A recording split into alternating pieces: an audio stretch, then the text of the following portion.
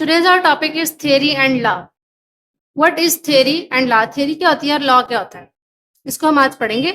हमने पढ़ा कि हमें पता है कि जब एक साइंटिफिक प्रॉब्लम आती है तो उसको सॉल्व करने के लिए साइंटिफिक मेथड्स किए जाते हैं। साइंटिफिक मेथड्स क्या होते हैं कि उनको डिफरेंट स्टेप्स के जरिए से किया जाता है। सबसे पहले हम उसके अंदर प्रॉब्लम को रिकॉग्नाइज करते हैं, फिर ऑब्जर्वेशन करते हैं, hypothesis, reduction, experiments and then result.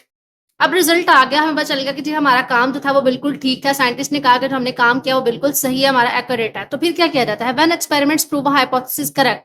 जब कोई एक्सपेरिमेंट जो है, कोई तजर्बा हुआ, उसने प्रूव कर दिया किसी हाइपोथेसिस को करेक्ट, कि वो जो हाइपोथेसिस है वो सही है, बिल्कुल करेक्ट है, तो साइंटिस्ट क्या कहते हैं? यूज सच हाइपोथेसिस, उस हाइपोथेसिस को इस्तेमाल करते हैं फॉर मेकिंग फर्दर हाइपोथेसिस। यानी कि यूज करेंगे उस हाइपोथेसिस को किस लिए? फर्दर हाइपोथेसिस के लिए। अब क्या होगा? When new hypothesis are gain, जब नया हाइपोथेसिस आ गया प्रूव्ड बाय एक्सपेरिमेंट, तो वो एक प्रूव हो गया कि भाई वो ठीक है, हमारा जो हाइपोथेसिस है वो प्रूव हो गया, तो the original hypothesis become a theory. तो वो क्या बन जाता है? एक थ्योरी। यानी कि मैं कह सकती हूँ कि हमारे पास जो प्रूव्ड हाइपोथेसिस होता है उसे हम थ्योरी कह सकते हैं। Proved hypothesis. अगर हम थ्योरी की डेफिनेशन करें तो हमारे पास ये है कि थ्योरी क्या आती है? ए theory is supported by extensive evidence. Evidence कहते हैं सबूत को।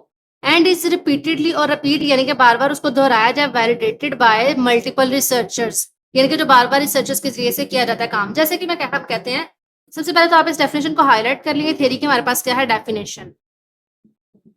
थ्योरी इज सपोर्टेड, यानी कि वो इस चीज को सपोर्ट करती है, इस चीज को प्रमोट करती है। कैसे बनती है थ्योरी? बाय एक्सटेंसिव एविडेंस, के हमने एक एक्सप्लेनेटरी, हमने सबूत दिया, एंड इज रिपीटेडली, और बार बार उसको वैलिडेटेड यानी कि ठीक किया, कि हमने देखो हाइपोथेसिस, हमें पता चल गया कि हमारा हाइपोथेसिस ठीक है, हमने उसको बार बार टेस्टेड किया, यानी कि टेस्टेड हाइपोथेसिस जो होता है हमारे पास, जिसको हमने बार बार टेस्ट किया, टेस्टेड, प्रूव्ड, हमारे पास प्रूव हो गया कि हमारे पास ये हाइपोथेसिस ठीक था, फिर हमने उसको बार बार एक्सपेरिमेंट्स के जरिए से टेस्ट किया, बार बार उसको चेक किया, तो हमारा हाइपोथेसिस ठीक था, तो हमने उसको थ्योरी बना दिया।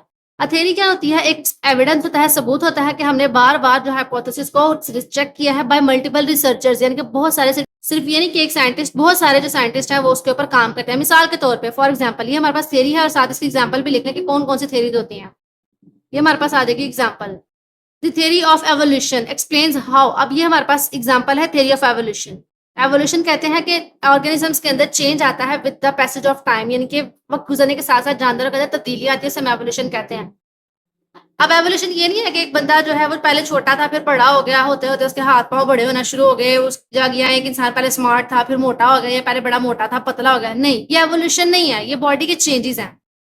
एवोल्यूशन कहते हैं उस चेंज को जो थाउजेंड ऑफ ईयर्स के बाद आए, यानी कि मिलियन ऑफ ईयर्स भी हम कह सकते हैं, यानी कि हजारों, लाखों, करोड़ों साल बाद किसी जनरेशन के अंदर जब पूरा का पूरा चेंज आता है, एवोल्यूशन, पूरी की पूरी स्पीशीज चेंज हो जाती है, तो उसे हम थ्योरी ऑफ एवोल्यूशन बोलते हैं।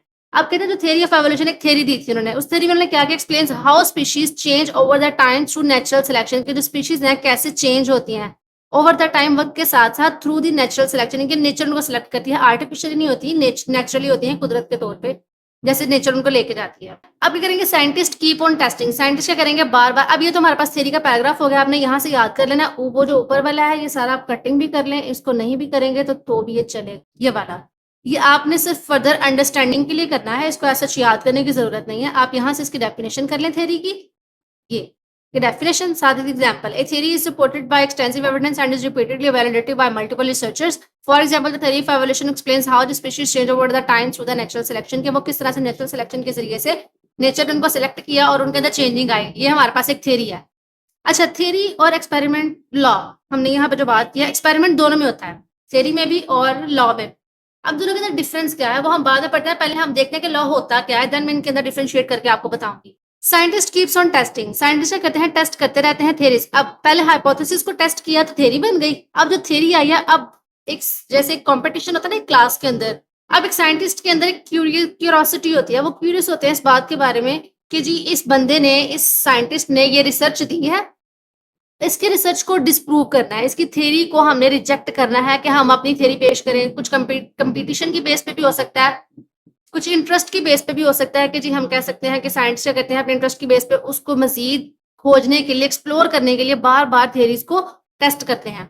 अब पहले हाइपोथेसिस को टेस्ट किया तो हमारे पास थ्योरी बन गई।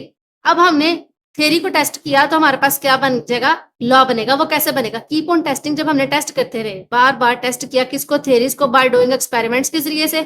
दे try their best to disprove the theory, वो अपनी अनथक कोशिश करते हैं आखिरी हद तक, क्या ट्राई देयर बेस्ट, हर हद कोशिश करते हैं डिस्प्रूव द थ्योरी, कि वो थ्योरी को डिस्प्रूव कर सके।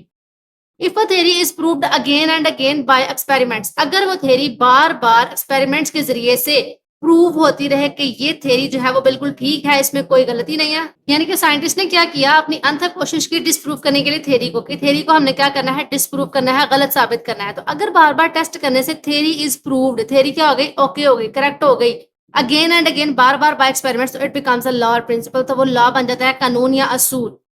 ठीक है, तो ये हमारे पास है डेफिनेशन लॉ की। If a theory is proved again and again by experiments, it becomes a law और प्रिंसिपल। आप इसको शॉर्टकट में डेफिनेशन ऐसे भी कर सकते हो, अगर आप इसकी एक्सप्लेनेशन करना चाहो तो आप यहाँ से कर लो, लेकिन अगर आप डेफिनेशन को हमने शॉर्ट करनी है, ऑर्डिनरी स्टूडेंट है आप, तो आप यहाँ से भी इसको डेफिनेशन को कर सकते हैं।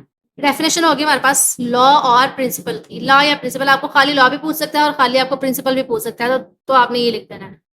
A scientific law is a uniform of constant fact of nature। एक जो साइंटिफिक लॉ होता है ना, वो यूनिफॉर्म होता है, यानी कि उसके अंदर कोई चेंज नहीं आ सकता। जब एक चीज लॉ बन जाती है ना, तो उसके अंदर कोई चेंजिंग नहीं आ सकती।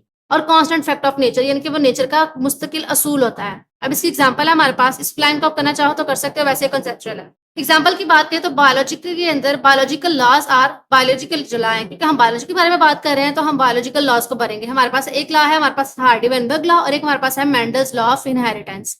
अच्छा, मजे की बात एक ये है कि हमारे पास बायोलॉजी के अंदर कुछ ज्यादा लॉज नहीं होते। बायोलॉजी के अंदर ज्यादातर थ्योरीज होती हैं, theory of natural selection, theory of artificial selection, whatever, a number of list of theories in biology. Biology के अंदर हमारे पास एक्सपेरिमेंट्स किए जाते हैं अगेन एंड अगेन, लेकिन थ्योरी तक बात रहती है, लॉ तक बात बहुत कम आती है। क्यों? क्योंकि ये हम पढ़ रहे हैं जानदारों के बारे में, लिविंग ऑर्गेनिजम्स के बारे में। तो लिविंग ऑर्गेनिजम्स के अंदर टाइम टू टाइम चेंजिंग्स आती रहती हैं, तो अगर हम उसे लॉ बना देंगे तो वो चेंजिंग आएगी, तो लॉ तो रिजेक्ट हो गया। तो हम लॉ ऐसा करते हैं कि जिसको कोई भी रिजेक्शन जिसके अंदर अप्रूव्ड ना हो सके। तो जो हमारे पास दो लॉज हैं, बहुत कम लॉज है, मोस्टली हमारे पास दो ही लॉज हैं, हार्डी-वेनबर्ग लॉ और Mendel's law of inheritance biology के अंदर। यानी कि हमारे पास दो लॉज, एक मेंडल ने दिया था, एक हार्डी-वेनबर्ग ने दिया था। ये फर्दर आप बायोलॉजी आगे पढ़ेंगे तो आप इसको डिस्कस करेंगे कि दो लॉज कौन से थे। हमने सिर्फ इतना याद रखना है कि ऐसी चीज जिसको हम प्रूव कर सकें रॉन्ग, वो हम क्या कर सकते हैं, हाइपोथेसिस। जब हाइपोथेसिस को हमने बार बार टेस्ट किया तो हमारे पास हाइपोथेसिस क्या है, करेक्ट हो गई, तो उस करेक्टेड हाइपोथेसिस को हमने थ्योरी बना दिया। थ्योरी को बार बार टेस्ट किया तो वो जो हमारे पास टेस्टेड थ्योरी है वो क्या बन गई, हमारे पास लॉ। अगर हमारे पास वो रिजेक्ट नहीं होती तो हमारे पास लॉ बन जाएगी या प्रिंसिपल बन जाएगी, लेकिन अगर वो रिजेक्ट हो गई तो वो भी थ्योरी ही रहती है कि भाई थ्योरी तक की हमारी बात है। ये आपके पास शॉर्ट क्वेश्चन आता है कि डिफाइन हाइपोथेसिस, डिफाइन थ्योरी आ जाएगा आपके पास, या फिर डिफाइन लॉ और प्रिंसिपल, या फिर आ जाएगा what is difference between law और प्रिंसिपल। देखो आपके पास क्वेश्चन पूछ सकता है व्हाट इज लॉ। अच्छा, यहाँ पे क्वेश्चन पूछ सकता है व्हाट इज थ्योरी, ये भी क्वेश्चन आ सकता है आपको। व्हाट इज लॉ और प्रिंसिपल, ये भी आपको क्वेश्चन आ सकता है शॉर्ट क्वेश्चंस में। और आपको ये भी दोनों का डिफरेंस भी आ सकता है कि डिफरेंस क्या है दोनों में, तो ये भी आपको क्वेश्चन में पूछा जा सकता है। नेक्स्ट अगर हम नीचे आए तो ये देखें, थोड़ा सा उसने फ्लो चार्ट हमारे पास ड्रॉ किया हुआ है कि सबसे पहले बायोलॉजिकल प्रॉब्लम आई, उसको ऑब्जर्व किया, ऑब्जर्वेशन किया 5 सेंसेस के जरिए से, 5 सेंसेस के जरिए से ऑब्जर्वेशन की हमने। ठीक है, ऑब्जर्वेशन करने के बाद हाइपोथेसिस दिया, वो हाइपोथेसिस हमारा ट्रू भी हो सकता है और फॉल्स भी हो सकता है। उसके इसके बेस पे हमने क्या की, डिडक्शंस की, इफ और देन वाली। ठीक है, हमने कहा कि अगर ऐसा हुआ तो ऐसा होगा। फिर उसको क्या किया, एक्सपेरिमेंट किया। अब इसको एक्सपेरिमेंट किसने किया, एक्सपेरिमेंटल ग्रुप ने और कंट्रोल ग्रुप। तो हमारे पास क्या हुआ, एक्सपेरिमेंट्स आए। अब एक्सपेरिमेंट जो है इफ नॉट प्रूव, अगर वो प्रूव ना हो तो उसका फिर रिजल्ट आए, यानी कि अगर वो प्रूव हो जाता है या नहीं हो जाता है तो हम उसको रिजल्ट ले लेते हैं। देन क्या, अगर वो नहीं प्रूव, यानी कि ऑब्जर्वेशन है, अगर उसको हमने प्रूव नहीं किया तो हमारे पास डायरेक्ट रिजल्ट आ जाएगा। लेकिन अगर हमने उसको प्रूव कर लिया तो हमारे पास क्या हो जाएगा, फिर रिपोर्ट आएगी उसकी, फिर हम उसकी रिपोर्ट के जरिए से उसकी थ्योरी बनाएंगे, उसके हाइपोथेसिस की अकॉर्डिंग, उसके बेस पे बार बार टेस्टेड हाइपोथेसिस की हम रिजल्ट्स की बेस पे उसकी थ्योरी बनाएंगे, उस थ्योरी का सोल्यूशन होगा। अगर वो बार बार टेस्टिंग, फिर फर्दर टेस्टिंग की जाएगी उसकी, अगर वो बार बार टेस्टिंग करने के जैसे ये भी प्रूव हो जाएगी ओके, तो हम वो क्या बन जाएगा, एक लॉ और प्रिंसिपल। तो ये छोटा सा शॉर्ट सा हमारे पास टॉपिक है। होप सो आपको समझ आ गया होगा। अल्लाह हाफिज।